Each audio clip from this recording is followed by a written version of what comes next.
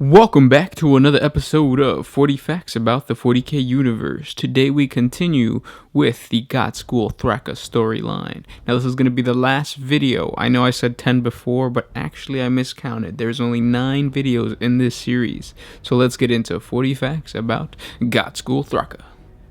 On the ash wastes of Armageddon, Ghazghkull found his mobile blitz brigade and even his Stampa mobs were being hunted down by fast-moving Imperial sentinels. To combat these enemies without slowing down the main thrust of his advances, Ghazghkull ordered his flanks protected by mobs of trucks and battle wagons, mounted heavy hunters, their firepower augmented with a few rocket-armed war buggies. Most of these mobs were small in size, allowing them to respond quickly to different threats to the main army's flanks. Upon sighting their foes, the transports would peel off, and the troops would deploy on breakneck speeds. Tank buster mobs or looters soon tracked the Imperial light vehicles. Such countermeasures proved extremely effective, and soon more and more light detachments of heavy hunter mobs secured the flanks of all large warhordes. One such mob was the Red Rocket's heavy hunters, consisting of tank buster mobs in battle wagons and a mob of looters in a truck. Ghazghkull's heavy hunters consisted of 2 trucks of tank busters, 1 mob of looters in a battle wagon, and 2 war buggies. This mob proved to be extremely deadly to any vehicles caught in their sight. The teleporter was a key part of Ghazghkull's second invasion of Armageddon. Ultimately, all sorts of troops and equipment would be teleported onto the planet, but the first and foremost were carefully chosen teleporter mobs. Knobs in mega armor were almost always included in the first wave of troops arriving via teleporter. Heavily armored, these powerhouses would materialize with guns blazing, often using their combi weapons to ensure that their first volley packed the deadliest punch possible. It was Ghazghkull's intention to use his teleporter mobs to counter the Space Marine offensive, which had blighted his first campaign at Armageddon. Indeed, some of his mobs were designed Marine killers, their troops outfitted with twin kill saws or Special 1 rockets to aid in defeating the Space Marine power armor. The toughest of these teleporter mobs was Ghazghkull's Bullboys, often led by Ugrak. The mob consisted of Ugrak's Uglies, the Mega Knobs mob, Redhorn and Blackhorns. Ghazghkull likes to hit his foes hard and fast, and few other troops are as brutally effective at this type of lightning warfare as Stormboyz. In Ghazghkull, mobs of Stormboyz are a common feature in many orc warbands. Their military-minded way of thinking fits in perfectly with these Goth clans. Stormboyz use their rocket packs to launch swift strikes against their enemies, either assaulting key objectives, taking out vulnerable foes, or at least causing a nuisance. After claiming to see visions of Gork's anger descending like a thunderbolt from the skies, Ghazghkull had the bright idea to mass his Stormboyz. He first attempted this with some success during the later stage of the Second War of Armageddon. It is not unusual for Stormboyz and Ghazghkull to bear the extra black and white checks associated with Goth mobs, or a variety of Ghazghkull personal symbols, perhaps emblazoned with rocket fuel or marked by lightning bolts. The Choppa Storm mob had even deployed a rude militaristic marching song, which they bellowed as they descended into battle, although mercifully the words are typically drowned out by the roars of their rocket packs. Choppa Storm mob is led by Boss Nob Tora and composed of 3 Stormboy mobs, the Death Rockets, Gurk's Jump Boys, and Tora's Terras. Battle-scarred and grim, only the hardest of hard have what it takes to join the Goth Guard. Some of the orcs in the Goth Guard come from Urk and have stuck by the warlord through all his travels. Wherever Ghazghkull can be found, it is rare if the Goth Guard aren't close at hand.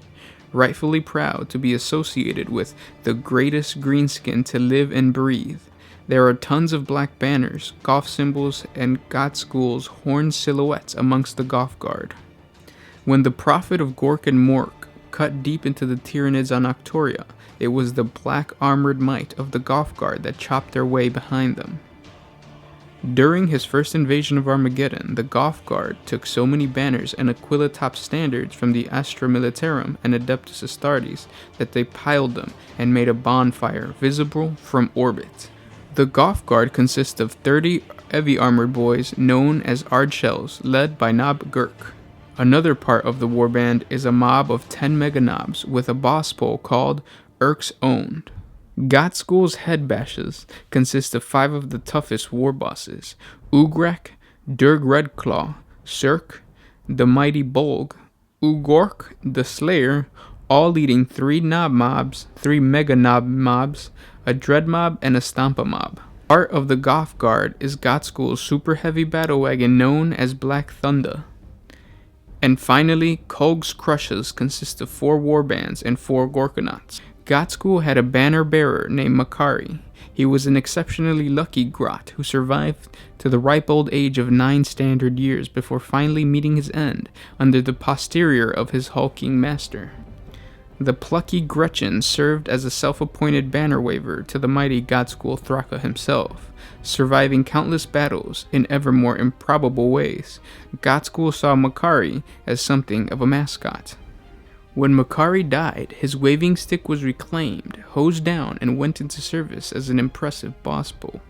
Good fortune still surrounds the lucky stick, though the backlash when things go wrong can be surprisingly brutal. Ghazghkull first appeared in White Dwarf magazine 134. He was the war boss of Andy Chambers' sample Goth army list. Ghazghkull was the weaker of 2 possible choices for the leaders of the Orc army at that time, the other being a warlord. His attributes of an adamantium skull and the ability to call a Wa were randomly generated, although at times they merely conferred an extra headbutt attack in close combat and a minor psychic attack. The psychic power or psychic attack was called Hammerhand, and it doubled his attacks once per game. The first Ghazghkull model was an in-house conversion. Ghazghkull's next appearance was in the Battle for Armageddon board game, based around the events of the Second War of Armageddon, featuring opposite Commissar Yarrick. Inspired by the game's backstory, Jervis Johnson wrote up special rules for the 2 characters' use in Warhammer 40,000 and Epic 40,000 games, making Ghazghkull one of the first 2 special characters ever released by Games Workshop. The special rules were based on the random attributes selected by Andy Chambers back in Ghazghkull's first appearance. Rules for Ghazghkull appeared in the 3rd edition of Warhammer 40k, and a new model was created for the worldwide campaign organized around the Third War of Armageddon. The rules were updated to reflect Ghazghkull at the point just prior to the outbreak of the Third War.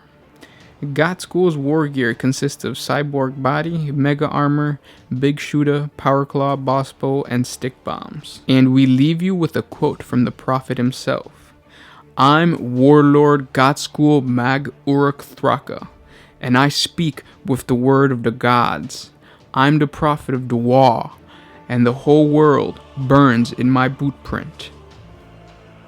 And those were 40 facts about Ghazghkull Thraka. I hope you guys enjoyed this series. Comment down below and tell me what other character has enough fluff to build a series around. I would love to hear your guys' input. Don't forget to subscribe to the channel to check out more awesome 40k lore videos. We post videos every single day, so please subscribe. This was Gersh1 with One Mind Syndicate, signing out.